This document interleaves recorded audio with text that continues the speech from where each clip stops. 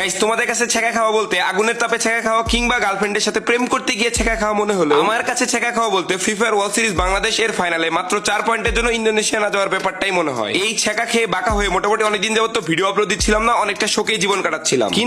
কিন্তু এই গাইনালা কাকু কালকের আগের দিন আমার এই শোকাহতপূর্ণ জীবনকে আরো শোকময় বানাই দিল। কি ভাই, কি মনে হয় মেল বক্সে 4000 ডায়মন্ড দেখে কি মনে হচ্ছে আমি অনেক সুখে আছি? আসলে এই সুখে নাই গাইস, এই 4000 ডায়মন্ড দিছে কেন জানো?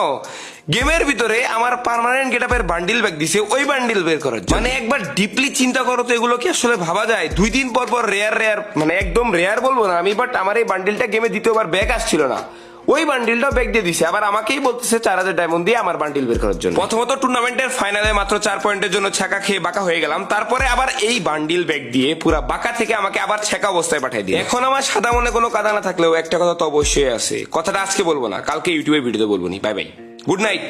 আজকে আমার মন ভালো নেই।